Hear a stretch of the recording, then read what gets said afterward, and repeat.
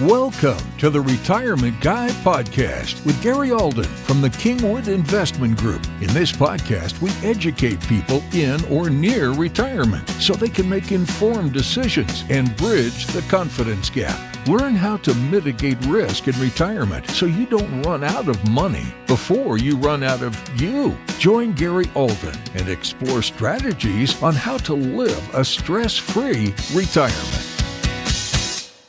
Hello and welcome to the Retirement Guy with Gary Alden from Kingwood Investment Group. Today we're going to be talking about the 4 phases of retirement. Good morning, Gary. How are you?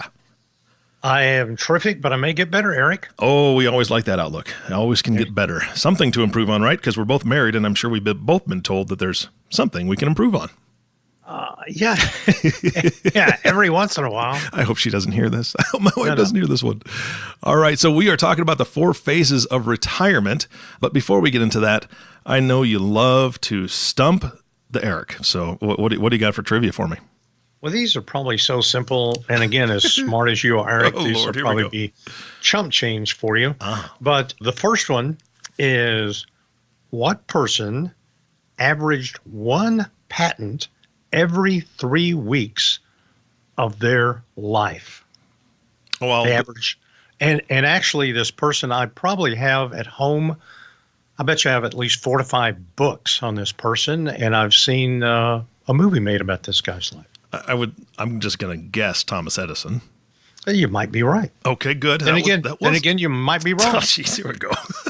Oh, that's right. I'm not going to know to the end of the podcast, right? Okay. There you go. Well, we'll go with that. I'll lock my answer in. What is the second one? The second one I had to think about, but what is the world's biggest island? The world's largest, biggest island. Mm-hmm. Australia. No, they don't consider. No. That's not an island? You don't consider that an island? No, it's not considered an island. Oh, come on. It's a huge island. Is it? Yeah, okay, maybe not. Okay. You have to ask they. They do all these things. Yeah, who is they? After all? I don't know. All right, well, we'll find out at the end. I'm locking in my answer with Australia. I've always considered it a nice island I'd like to go to visit, but maybe they won't let me now. So, all right, so let's get into the 4 phases of retirement. And first of all, why did you pick this topic?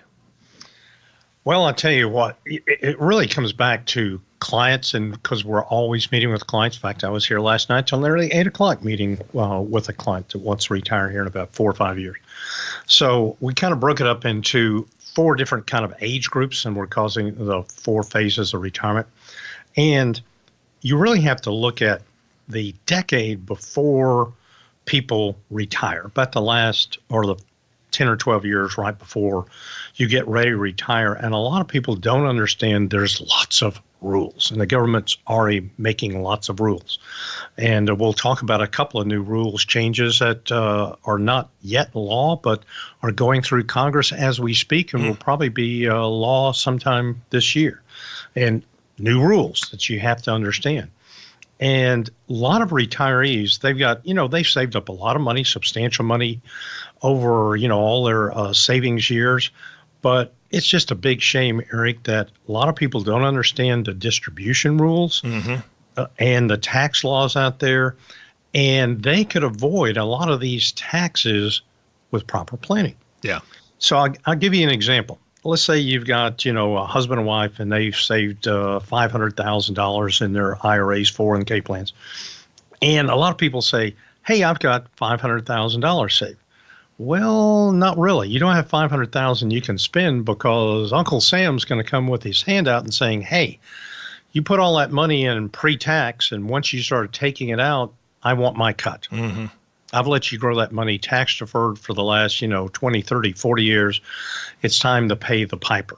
So let's just say somebody is in a 33% tax bracket. That $500,000 is not really $500,000. You've got about $394,000 after tax. So the $500,000, the $500,000 you thought you have, you do have $500,000, but part of that is your silent partner, Uncle Sam. Yeah, if you think about that, I mean, you're walking down the street with $500,000 in your pocket, and you accidentally drop $100,000. How does that feel? Yeah, and that's what you're doing. And it's going to go into Uncle Sam's pocket, and then he's going to go out there and spend it wisely, as they of course do. Yes, he does. So there's lots of tax traps out there. So we're going to kind of go through these today. But again, we had a client in the office a couple of weeks ago, and their income in retirement has gone up. They sold some real estate. Some of their investments did really well, and they're inside their IRA accounts. So again, your RMD, that's when you turn 70 and a half, you have to start taking required minimum distributions out of that account, whether you want to or not. It starts at 3.65, and then that percent goes up every single year as you age. In fact, Eric, when you hit 115, you have to take 52% out of your IRA account every year. What? So when you hit 115, you have to take out 52%. Seriously? So they can tax it. Seriously. It goes up every year. Goes up every year. Now it goes slowly. Well, because when you're 70 and a half, it's the distribution rate is 3.65 of the ending balance on the previous year. When you're 80, that percent jumps to 5.35. So it's not a huge increase. Yeah. And when you're 90, it's almost 9%. Yeah. So you're forced to take out the money whether you want to or not. Now, legislation in Congress that literally has just happened in the last couple of weeks, it's already passed the House of Representatives, hasn't been discussed on the Senate yet, but they're raising the required minimum distribution age from 70 and a half to 72. So that means you would not be forced to take money out of your IRA 401k plan until age 72. Or if you did want to take it out, you wouldn't have to take out 3.65. You could take out a smaller amount, pay less taxes. Got it. So that's something that has been discussed in Congress for years, because a lot of people just plain, when they hit 70 and a half, they just plain don't want to take that much money out and pay taxes on, because maybe they don't need the income. Yeah. They'd rather let it stay in the 401k plan and grow tax deferred. So it's passed the House. Now it's going over to the Senate. And, normally something like that takes several months because they'll go back and forth and maybe have a compromise bill. But movement is afoot. And there's a whole bunch of changes on retirement plans coming down. And as I mentioned to you before we started the recording day, we might just do a separate podcast just on the proposed changes. Yeah, that'd be good. There's some neat stuff on that. Yeah, that'd be great. I'd love to hear about it. So anyway, what I call the first phase of retirement, I call it pre-retirement. That's when somebody's in their 40s and 50s. And that's in the decade or two, before you're going to retire. And you want to take advantage of tax deferral opportunities, say in your 401k plan, your IRA account. And then you need to start doing your retirement planning. And you don't just want to focus on accumulation. You also want to think about managing your taxes. So then you've got to start thinking about the distribution rules. And you want to make the best possible use of retirement investment vehicles available to you through your 401k plan, your employer. But also you've got to keep your long-term goals in mind. And you want to maximize your investments, as the compounding effects of those monies will be substantial over the years. And then also you need to understand what your tax picture is going to look like when you retire, before you retire, so you can plan accordingly. Again, the last couple I had in my office last night, we spent about the last 10 minutes looking at their tax situation in retirement, not today's tax situation, but in retirement. And they were both husband and wife were very, very surprised at what their taxes were going to look like in retirement versus what they thought they were going to look like. Yeah. So how were they surprised? We showed them two different scenarios. The scenario they're in right now, and we got, let's just say we'll use happy face and sad face, kind of a sad face. But what I proposed to them, and I told them I was going to do between the meeting last night and the next time we meet when I build a plan for them, is we want to develop a plan, because they don't plan to retire probably for about roughly 8 years, is we want to start doing some tax diversification. So when they do retire, they're not hit with so many taxes. Gotcha. All right. So we hope to, at meeting 2, get a happy face. Yeah, that'd be great. So, everybody wants to take advantage, or you should be taking advantage of your 401k plan. But this is one thing I have been preaching for years to clients is that let's say your employer matches 3% of your salary, you should put 3% in your 401k plan. They put in 4%, you put in 4%. They put in 5%, you put in 5%. But if they put in 5% and you're able to put in more than 5% of your salary in your 401k plan, I would recommend to most people, don't do it. Gotcha. Yep. Because what you're doing, the highest taxes you'll ever pay is ordinary income tax. And that's how your IRA 401k plans are treated when you retire. They're treated as ordinary income tax at the highest tax rate. So if somebody has the discipline, let's just say they are in a position to save $10,000 a year in their 401k plan, but the company only matches $5,000. I say, let's put $5,000 in your 401k plan, get the free money, but take the other $5,000 if you have the discipline to save it, and maybe consider a Roth IRA. And if you qualify for a Roth, and then if you've maxed out a Roth, maybe do some just investing in a brokerage account to get the advantage of long-term capital gains. In other words, diversify. Yeah. 401k plan, Roth account, if you can do it, and then also just a standard brokerage account so you get the advantage of long-term capital gains, tax diversification. Also, people should start thinking about Roth conversions. No matter how much money you make, Warren Buffett, Bill Gates, doesn't make any difference. If you're wealthy or any place else, everybody is allowed to take an IRA and convert it over to a Roth, no matter how much your income is. Now, you're going to probably pay some taxes on that conversion, but again, work with your financial advisor who understands Roth conversions. And I've got several clients doing it right now, and we're doing a little bit each year, not in all one fell swoop, because we want to pay less taxes in retirement.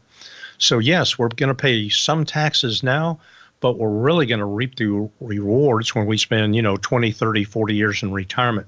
When you start working the numbers, they can be gigantic savings. Nice. And speaking of tax savings, this is something that if you can do this, it is fantastic. It's called health savings accounts, HSAs. And an HSA gives you a triple tax advantage. You get to put money in, and the money you put in to an HSA account is tax deductible up front. It grows tax-free, and as long as you use it for qualified medical expenses when you take the money out, it's tax-free income. So it's the triple threat. Tax deduction up front, tax-free growth, and tax-free income when you go to take the money out. Now, again, you're able to contribute about, I think it's $7,000 a year plus $1,000 catch-up for a family. Now, you have to be in what's called a high deductible medical plan to qualify for health savings accounts. So a lot of people are, so it's a good way to put money aside, and then you have that money to pay bills in retirement. And then also, Eric, the retirement plan legislation going through Congress expands what you can spend HSA money on. So that's another good thing. So hopefully that gets passed by Congress. Nice. So pre-retirement, your 40s and 50s, again, diversify your retirement savings like we talked about. And then also you want to maximize, like we said before, maximize your contributions to retirement plans that get the compounding effects down the road.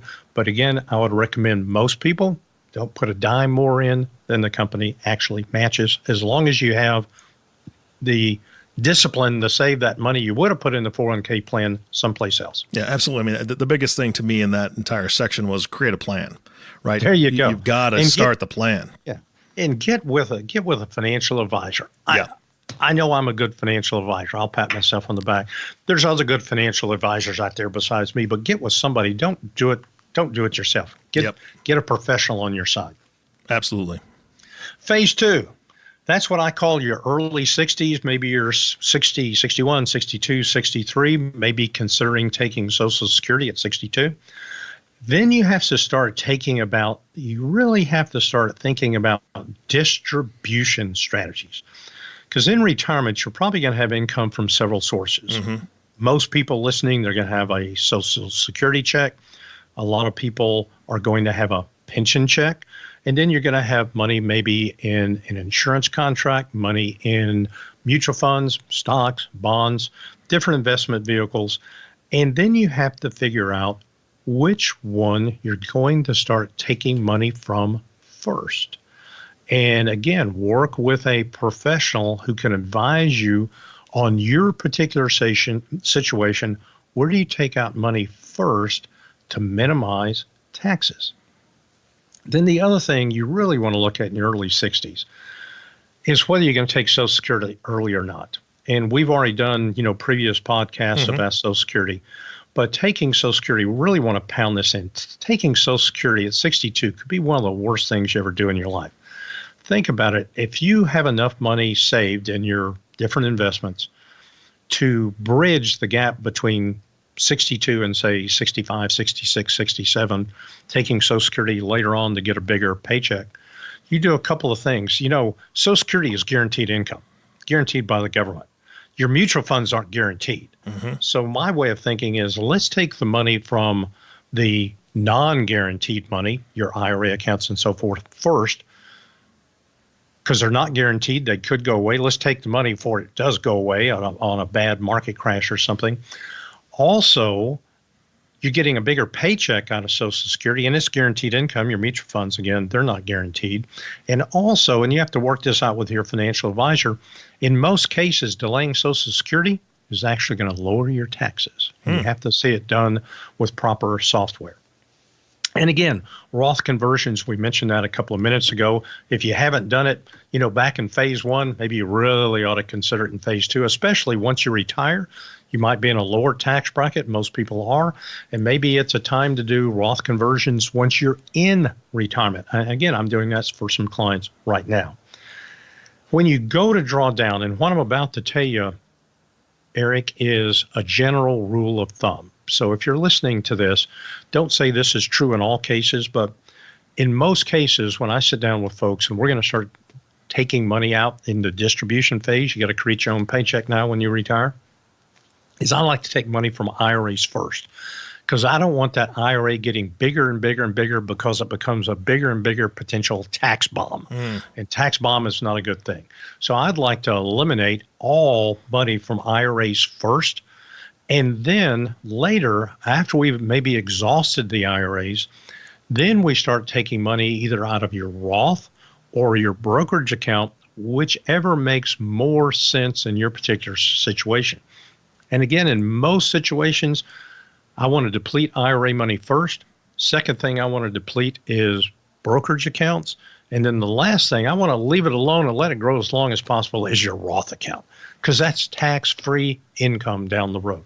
Can't get any better than tax-free. Yeah, we like that. There you go. So then we're going to skip real quick over to phase number 3. All right. I call that the middle retirement years. That's kind of your mid-60s till 70.5. So roughly 65, 64 to around 70, 71. Because again, under current law, at age 70.5, you have to start taking money from your 401k plan, IRA accounts, 403bs, et cetera, because you've never taken any money out. The government says you have to start taking money out whether you want to or not. So under current rules, it's 70.5, may change to 72, but for the purposes of this discussion, current law, 70.5.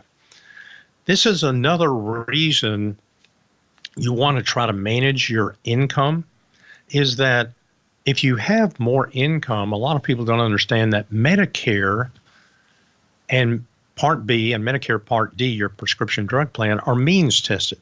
So the more income you have, the more you are charged for Medicare Part B. And I didn't even realize this till years ago, and I was sitting down with an older lady, and she told me her Medicare Part B was over $400 a month, and I thought this lady had kind of gone over the edge. And I didn't realize that Medicare Part B, back then it was only $100 a month for Part B for most people, and she was paying over $400 a month because she has very high income. So again, it's another reason to manage your income properly, because if you don't manage it properly, you could have a domino effect and all of a sudden start paying more on Medicare Part B and also paying more money for your Part D prescription drug plan. Got it. So a couple more things. Don't forget long-term care insurance or long-term care insurance alternatives. As we get older, there's more and more chance that you're going to need some form of long-term care. Maybe it's in a nursing home. Maybe it's an assisted living facility. I've got a couple of clients that the spouses drop them off at adult daycare every day or home health care. But as we get older and older, there's more and more demand for these services, and they get more and more expensive. The number one cause of bankruptcy in the United States is caused by medical expenses. And it hits older people the hardest because they have more need and they have more expensive needs for medical care. So long-term care, I know a lot of people say, it's not going to happen to me. You don't know, and I don't know. But again, it's something you should plan for. Either you're going to pay for it out of pocket, self-fund it, or you're going to transfer that risk to an insurance company. But there's several different ways to pay for long-term care. Again, sit down with a good advisor that really understands it. In fact, I'm going through a class online on advanced long-term care strategies. I'll let you know how that comes out. In fact, we might do a podcast on that too. I think that'd be great. Yeah. I don't know if you've heard the statistic, but I've heard that people should plan in retirement to be spending between $200,000 and $250,000 on healthcare alone. Have you heard that before? Is that about right, you think? Yeah, Fidelity Investments, the mutual fund company, they've done several really good studies on how much people are going to pay out of pocket during retirement. And it's in the hundreds of thousands of dollars. And of course, the longer you live, probably the worse it's going to get. Yep, absolutely. And that's just an average. So yeah, you're right. Yeah. And it's going to happen, whether you like it or not. Yep. Phase 4, last phase here. We'll wrap up. And that's your later years. To me, that's really age 70 and a half and up. Okay. And the average male in the United States, the average lifespan is around 85, 86, average females around 87, 88. So when we hit the early 70s, we still have on average probably another, 13, 14, 15 years if you're just average. So again, once you reach that 70 and a half, start taking the RMDs, whether you want to or not. But there's one thing, and actually I've got some clients doing this right now. Now, you need to get with your tax advisor when you do this to make sure it makes sense in your situation. But I have a couple of clients who do this every year. Actually, we have more than 2 right now. But when you have to take money out of your IRA account, that's your RMD, you can use a strategy called the Qualified Charitable Deduction. It's called QCD, Qualified Charitable Deduction. And it allows anybody who's over age 70 and a half or older to donate money directly to a charity from their IRA account. And what this allows you to do, one, it satisfies your RMD amount, but it doesn't count toward your income. Oh, nice. For tax purposes. And that's really sweet. But you still have to look at your tax situation to see whether it makes sense. A lot of people listening are charitably inclined, and they usually get more so as they get older. So that could be one way of, hey, I've satisfied what the government told me to do.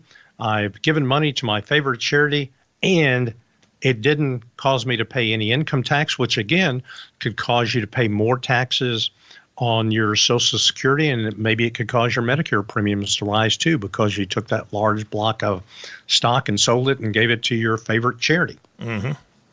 So, and then the other thing, in this case came up here just literally within the last time since we've had a podcast, but I'll just give fake names of these people. So let's just say you've got a couple.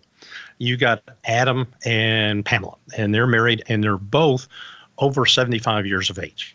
This is a real case. And they've got a son, and we'll call the son Kyle. And Kyle is 40 years old. And Adam, the father, passes away, and he leaves his IRA account to his wife, Pamela.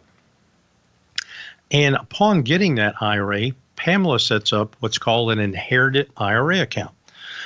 And then if she passes away, Kyle, her son, now inherits the money, and he must now withdraw the money over Pamela's original life expectancy. And in effect, even though he's 40 years old, he has to start doing required minimum distributions. But there's a better way to do this. instead of Pamela putting that money into an inherited IRA, she puts it into her own IRA account. Then, when she passes away, Kyle gets to spread the distribution over his life expectancy. And since he's 40 years old, his RMDs are going to be much smaller. So that means the money left in the IRA account is going to grow and even do better because it's growing over a long period of time. Now, we just told you that situation. Under the retirement plan legislation going through Congress right now, this could be a much, much better strategy for folks because they're talking about not eliminating inherited IRAs, Eric, but currently if you inherit an IRA, you can spread it over your lifespan. So if my father or grandfather died, left me a bunch of money, or your grandfather, your great-grandfather left you a bunch of money, you get to spread it over your whole lifespan. Under the proposed legislation in Congress, you would have to take all that money out within 10 years and pay the taxes within 10 years.